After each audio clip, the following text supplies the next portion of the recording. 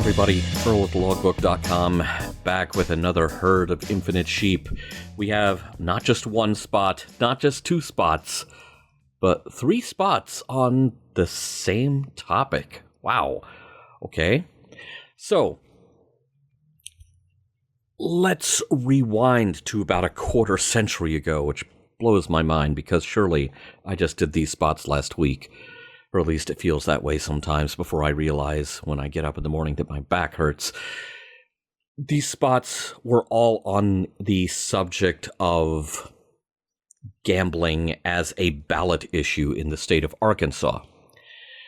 To set the stage for this was a ballot question in the general election in November of 2000, whether or not to allow casino gambling in this state. There were plenty of groups that wanted to set up to do it. And, all with their own agendas, all with their own interests, as always. But it was a story that was not going to go away. And so what you're about to see, what we're going to start out with, is a rare example of a sweeps-style news special spot outside of sweeps. The election was going to happen first week of November that year. There was not going to be time to, we couldn't wait and make everything about the election a sweep story. Some of it had to roll out a week earlier, 2 weeks earlier, as kind of a loss leader. And I remember this at the time. This was just one of the issues that wouldn't go away. It was this and whether or not West Stark Community College was going to become University of Arkansas at Fort Smith. So let's start with this first spot, which actually takes us outside of our own state. Tunica, Mississippi. 10 years ago, not even 10,000 people lived here. But this year, more than 10 million will visit thanks to this. People are not as down as they used to be. They got jobs they can go to. The casino's still high. You go out there and lose all your money. As voters decide whether to legalize casino gambling in Arkansas, 4029 shows you the impact one community has experienced taking a bet on gambling. Tuesday at 10 on 4029, your station for live, local, late-breaking news. Okay, one thing I do distinctly remember about that spot is that originally the plan was we were going to have the big brassy kind of Las Vegas music, Elvis in Vegas thing going on for the whole spot. But I thought at the beginning, no, we should actually start out with some real blues music and kind of geographically ground the thing. And I don't know, leave some question as to whether or not it is all shiny and glitzy and good. We are including two different viewpoints in the spot. I thought the music could subtly weigh in on that conversation as well. I'm a big fan of not really overthinking the music in a spot or a promo, but not overthinking it, but actually thinking about it. What is the music saying? What part is it playing in telling the story? And so I was kind of pleased with how that turned out. But less than a month later, we wind up with this. When Arkansas voters decided to keep casino gambling out of the state, it didn't mean all bets are off. The internet is loaded with casinos. Just give them your credit card number and roll the electronic dice. But are you gambling your credit rating or your privacy on the security of online casinos? And are they legal? Find out if the odds are against you when you make a net bet. Tonight at 10 on 4029, your station for live, local, late-breaking news.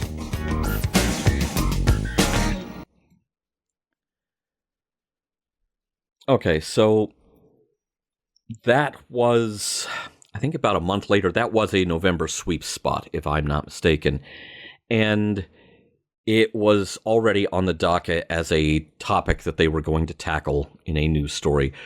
regardless of the outcome of the election, because you've got to be able to plan stuff out. You can't just wait. You know, if you're planning out your stories for sweeps, you can't just wait for the election to see how things are going to go. You've got to have some stuff in the hopper already. This was one of them, and I thought it was an interesting topic.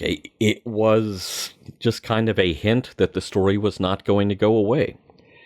And boy, that story was not going to go away, because let's flash forward to Super Bowl Sunday of 2006. So we have jumped from the first year that I was at 4029 to the last year that I was 4029. And like I said, this wasn't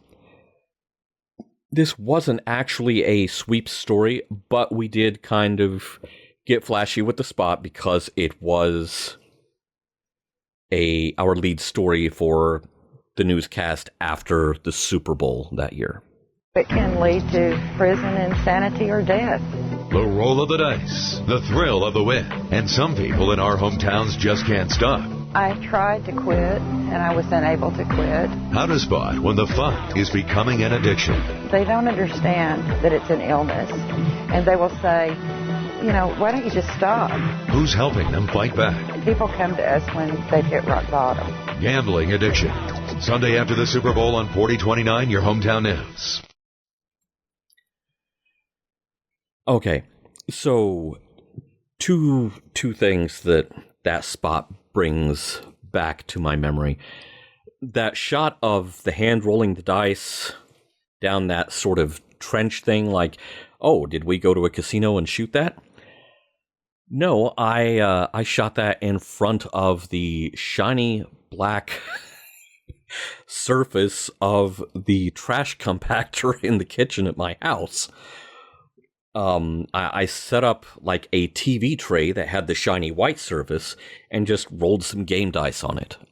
That wasn't even done with a station camera. I had a mini DV camera that would, you know, shoot on mini DV tape. Well, we had an adapter for that to fit the DVC Pro decks at the station, and so I started more frequently just shooting my own stuff with my own gear outside the station. We weren't in HD yet. It was all standard def. So maybe it wasn't quite broadcast grade, but when you put all those effects over it, it doesn't really matter. The other thing I remember about that, you notice how I'm always talking about, you know, oh, we did this at 4029. And other times I've talked about working at Fox 4615 or UPN 3236. This corner of Arkansas has the Boston Mountains kind of bisecting it. And unless you are a VHF station with enough signal to get over that geographical feature, you have to have two transmitters to cover the entire market.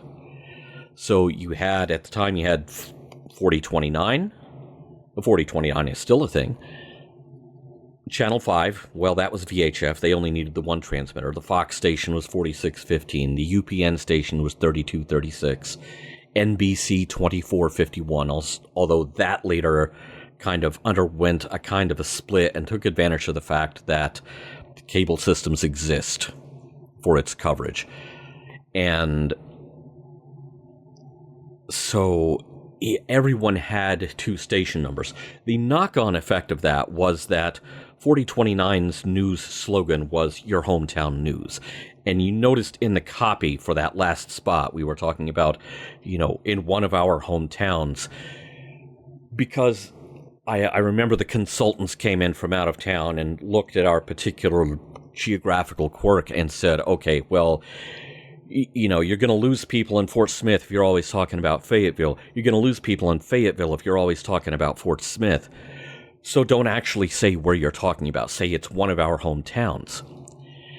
I distinctly remember the news promos would never identify where this is happening. It was always one of our hometowns.